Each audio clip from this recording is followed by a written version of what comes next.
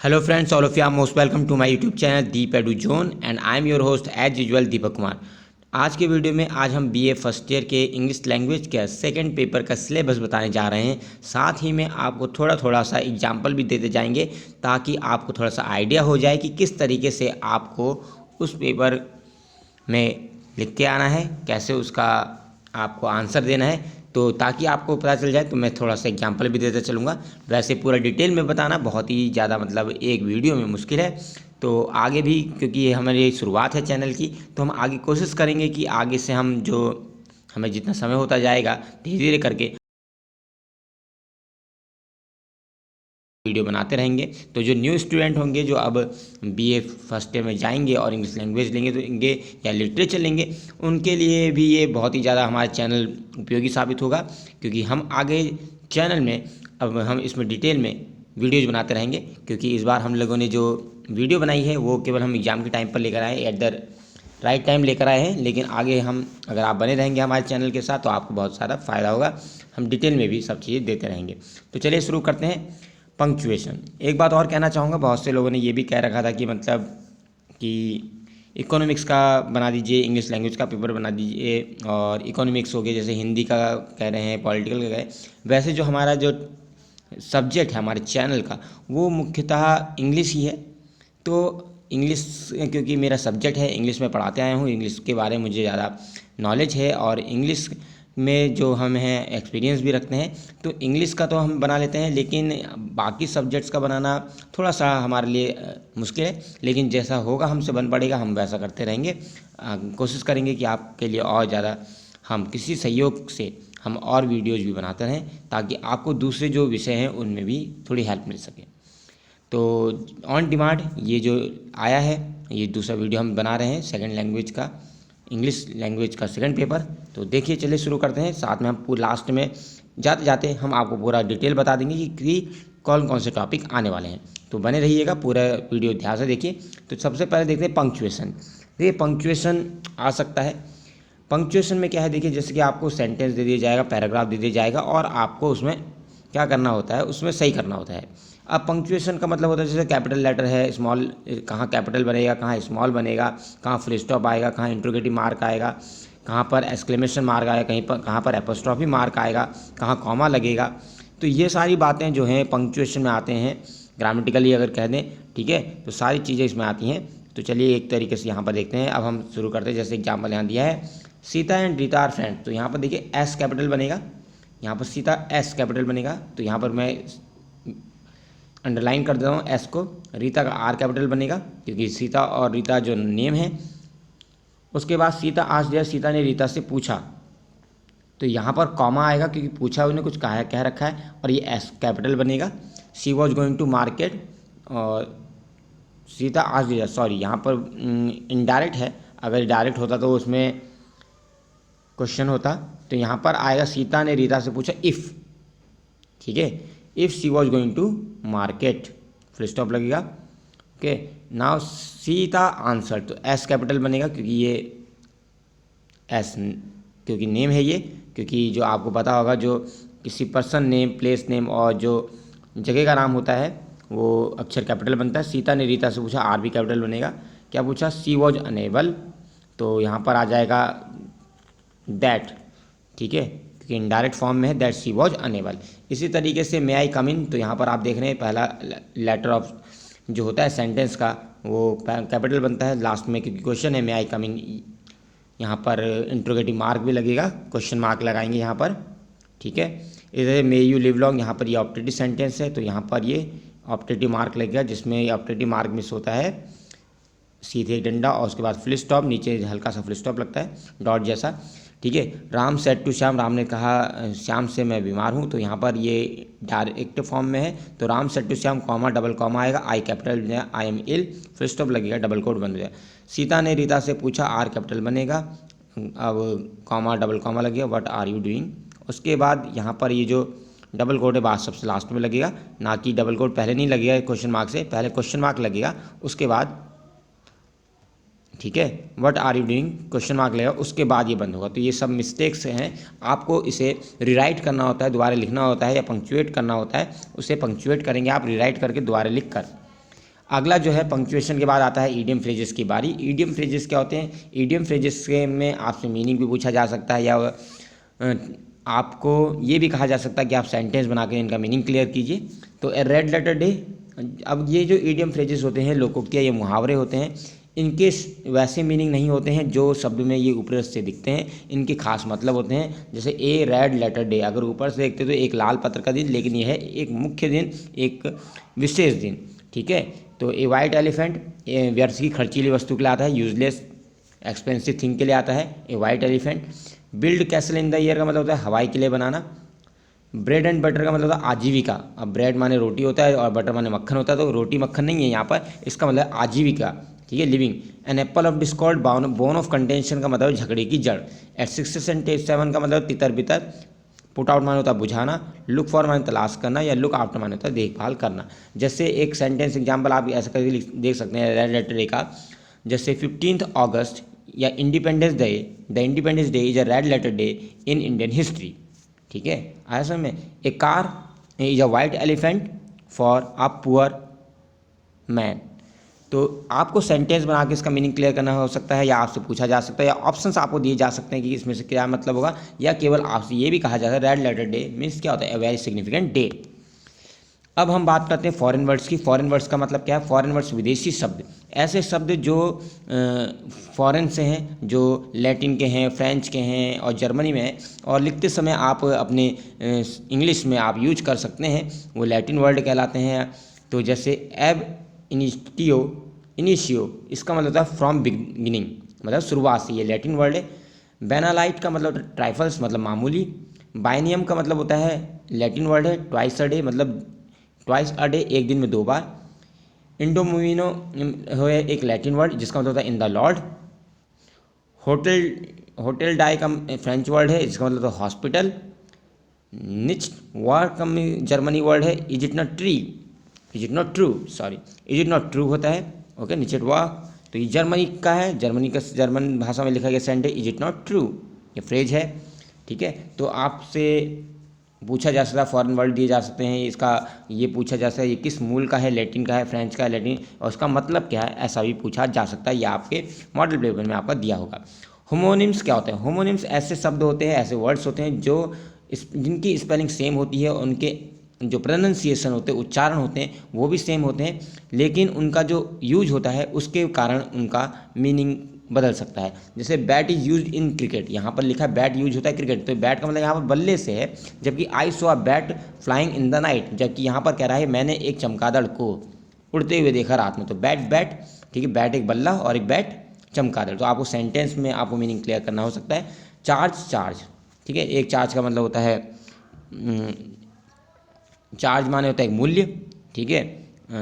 और एक चार्ज होता है कि मतलब कि आपको किसी के खिलाफ जैसे चार्ज कर देना, किसी के खिलाफ होना।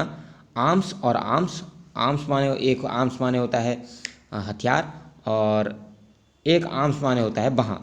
एड्रेस माने एक का होता है पता, और एड्रेस का एक और मतलब होता है संबोधन करना। जस्ट माने होता है ठीक अभी, और जस्ट माने होता है न्यायोचित, न्याय के हिसाब से उचित। काइट एक पतंग होती है और एक काइट चील होती है। लाइट हल्का होता है और एक लाइट का मतलब प्रकाश होता है। सेम स्पेलिंग है, लेकिन इनके जो मतलब हैं वो अलग अलग हो सकते हैं या अलग होते हैं। जब हम इनका सेंटेंस में यूज करते हैं तो इनके मीनिंग बदल जाते हैं। सेम स्पेलिंग, सेम प्रोनाउंसिएशन, लेकिन इनका यूज अलग अलग हो जाता है। होमोफोन्स ऐसे वर्ड्स होते हैं जो मतलब जिनके साउंड तो एक जैसे हैं, लेकिन स्पेलिंग अलग हो जाती है और उनके फिर मतलब भी अलग अलग हो जाते हैं। जैसे एक्सेप्ट और एक्सेप्ट, ACCEPT और EXCEPT।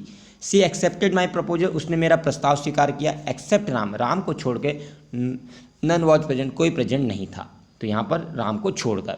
बर्थ और बर्थ, अब देखिए BIRTH एंड BERTH।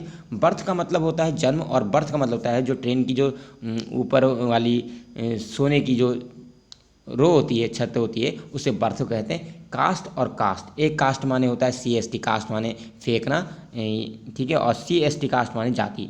एलिजिबल और एलिजिबल, एलिजिबल माने होता है एक एलिजिबल जो ELIGIBL एलिजिबल, इसका मतलब है एलिजिबल माने योग्य और एलिजिबल माने अपठनीय, that can not be read, जिसे पढ़ा नहीं जा सकता।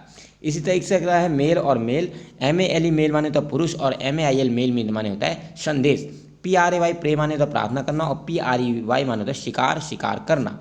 प्रिंसिपल और प्रिंसिपल, प्रिंसिपल माने होता है प्रधानाचार्य और प्रिंसिपल PLE का मतलब होता है, प्रिंसिपल का मतलब होता है सिद्धांत।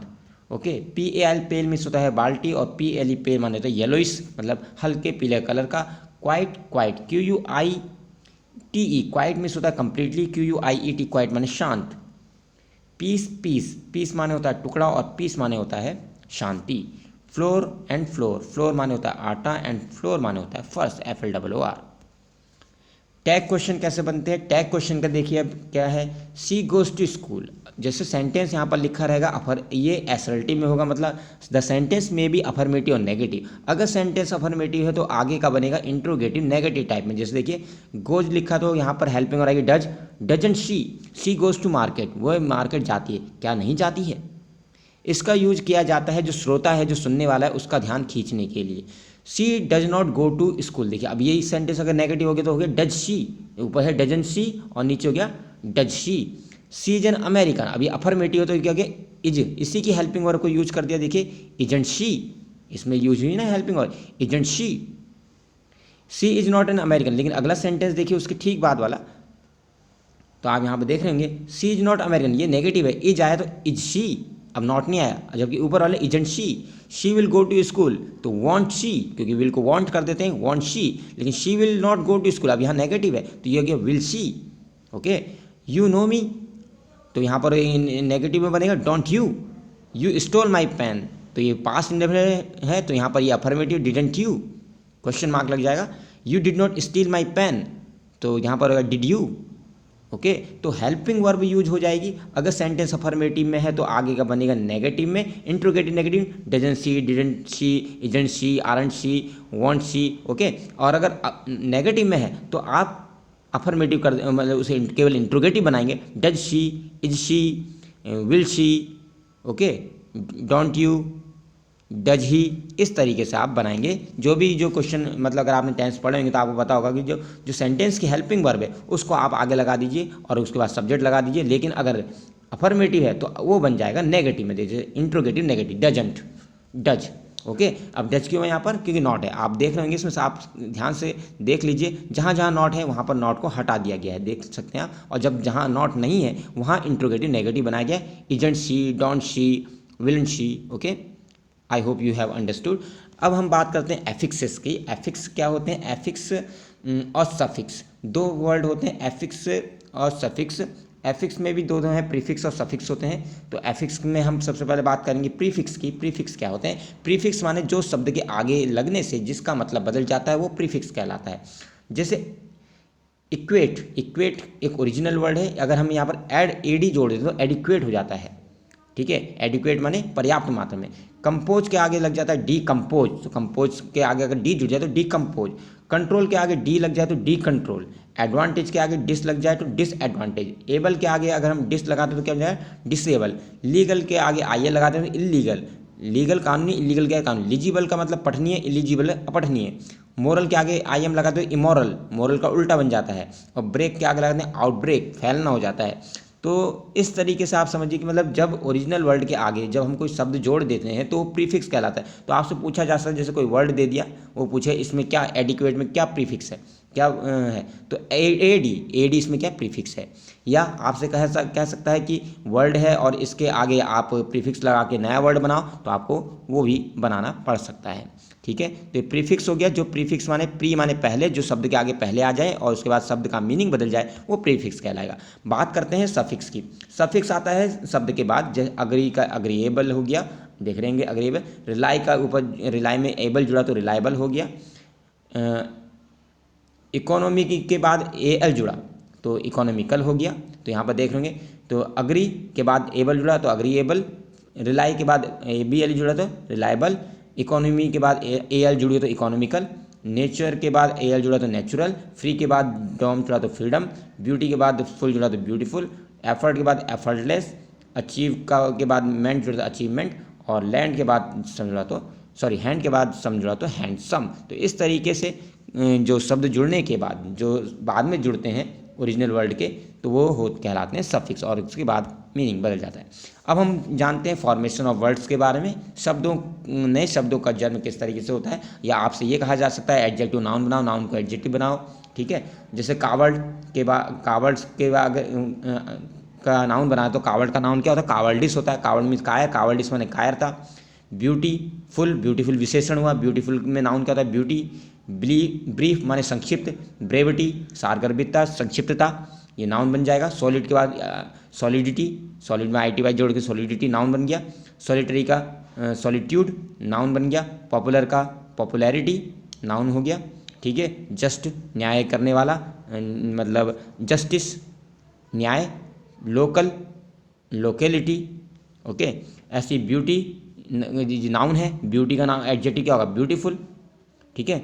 इसी तरीके से सन का एडजेक्टिव क्या बनेगा, सोलर।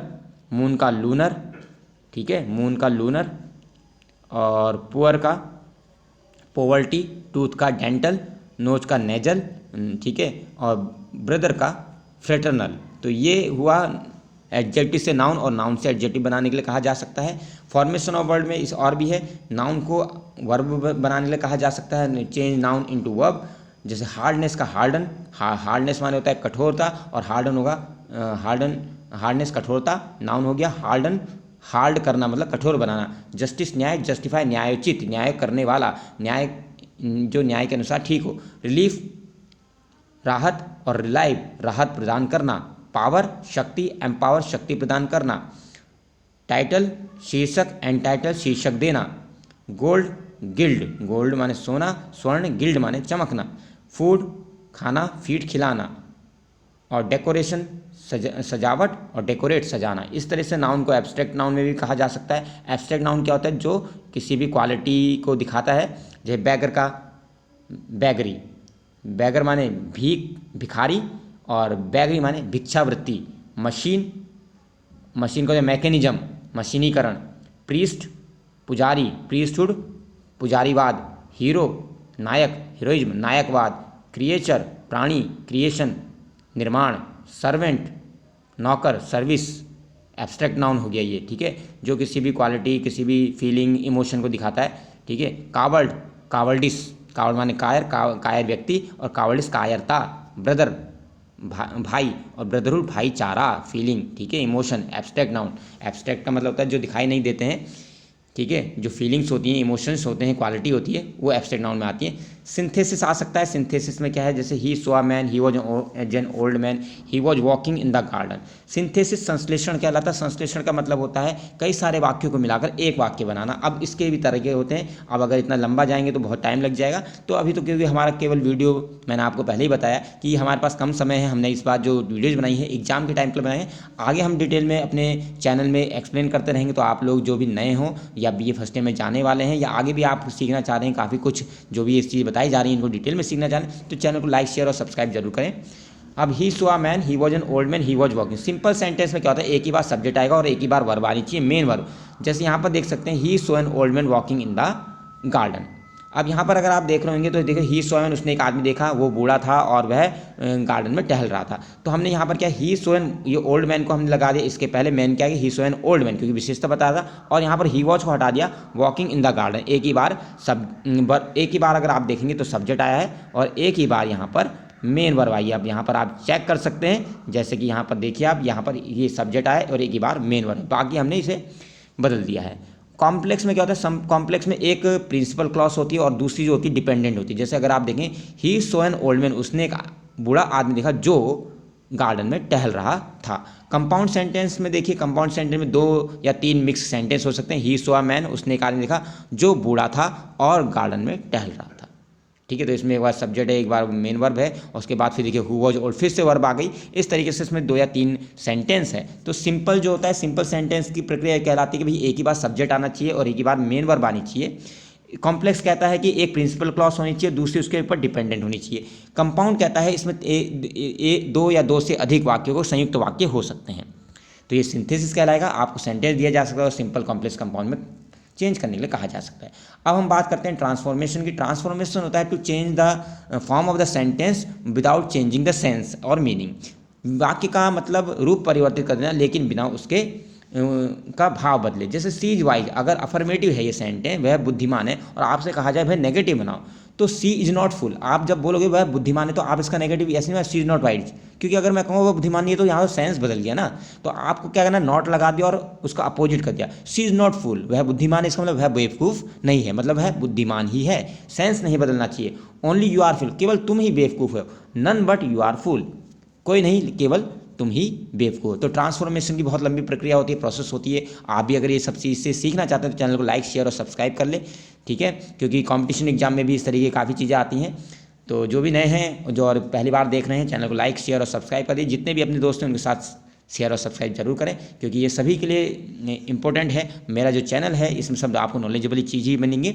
और कभी भी मैं एक और रिक्वेस्ट करना चाहूँगा जो भी हमारे व्यूवर्स हैं, कि जब आप हमारे वीडियोस देखते हैं तो वीडियो को डाउनलोड करके ना देखकर वीडियो को लाइव देखा करें, ये नहीं कि ऑफलाइन देख रहे हैं, क्योंकि जब आप लाइव देखते हैं तो हमें ज़्यादा वॉच टाइम मिलता है। और अगर आप ऑफलाइन देखते हैं, सपोज अगर हम कोई वीडियो, आप समझ लीजिए कि अगर हम 45 मिनट की बनाते हैं और आपने क्या किया, 2 मिनट तो उसको देखा, उसके बाद 2 मिनट के बाद आपने ऑफलाइन आपने क्या करा, उसे डाउनलोड कर दिया, उसके बाद आप ऑफलाइन देख रहे हैं, तो हमें उसका वॉच टाइम नहीं मिलता। मतलब हम पूरी मेहनत तो करते हैं 45 मिनट की, लेकिन हमें जो फल मिलता है वो केवल 2 मिनट का मिलता है। तो आपसे रिक्वेस्ट है कि जब भी आप करें तो आप पूरी जो वीडियो हो वो डाउनलोड भले ही कर लें आप, लेकिन उसे आप ऑनलाइन देखा करें, ऑफलाइन ना देखा करें।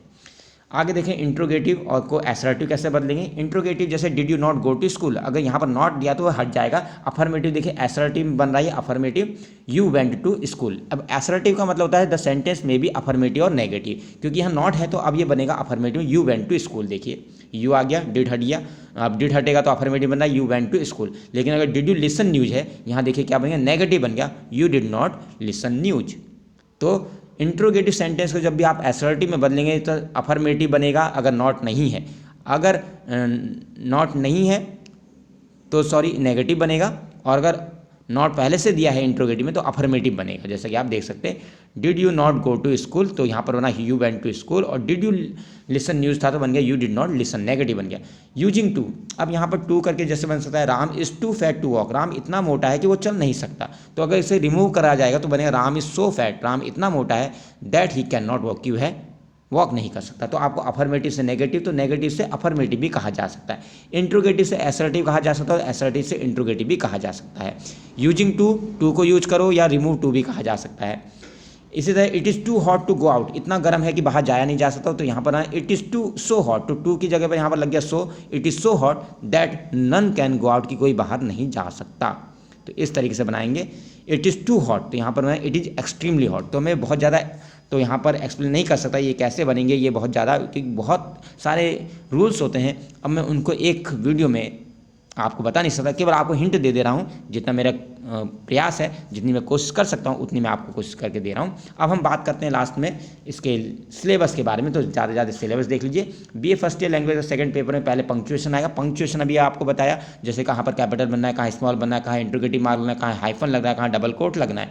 ईडियम फ्रेजेस आपको बता दिए कि रेड लेटर डी, जैसे देखने में तो वो लगेंगे कि आपको कि इनका कुछ और मतलब है, लेकिन वास्तव में उनका कोई और मतलब होगा। जैसे रेड लेटर डे का मतलब लाल पत्र का दिन नहीं है, उसका मतलब है एक विशेष दिन। तो आपको सेंटेंस बना के क्लियर करने के लिए कह सकता है, या आपको मीनिंग से पूछ सकता है इसका मीनिंग क्या है।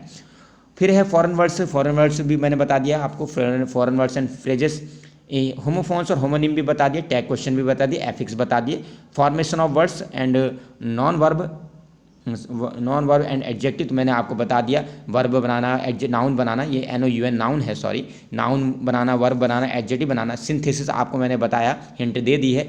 ट्रांसफॉर्मेशन ऑफ सेंटेंस बताया, simple, complex, compound, voice, active voice और पैसिव वॉइस के लिए बहुत ही लंबा समय लगेगा, तो ये मैं बता नहीं पाया हूँ। अफर्मेटिव, नेगेटिव, इंट्रोगेटिव, एक्सक्लेमेटरी बनाने के लिए कहा जा सकता है, मतलब सेंटेंस को अफर्मेटिव बना दो, नेगेटिव बना दो, नेगेटिव से अफर्मेटिव बना दो, इंट्रोगेटिव बना दो, इंट्रोगेटिव से अफर्मेटिव बना दो, एक्सक्लेमेटरी बना दो, तो ये आ सकता है। नरेशन आ सकता है, डायरेक्ट इनडायरेक्ट, तो डायरेक्ट इनडायरेक्ट में भी बहुत टाइम लगेगा, तो ये हम एक साथ एक वीडियो में नहीं बता सकते, सॉरी। हम आगे लेकिन जो भी बने रहेंगे, जो भी नए बच्चे आएंगे, धीरे धीरे करके जैसे जैसे हमारा चैनल पुराना होता जाएगा तो हम कंटेंट ज़्यादा से ज़्यादा प्रोवाइड करा पाएंगे। अभी हमारा चैनल ग्रो कर रहा है और आप इसमें बहुत योगदान कर सकते हैं, तो ज़्यादा से ज़्यादा शेयर कीजिए, लाइक कीजिए, ताकि हमारे वीडियो जो ज़्यादा देखा जा सके और हमारा वीडियो आगे बढ़े, ताकि हमें भी प्रोत्साहन मिलता रहे।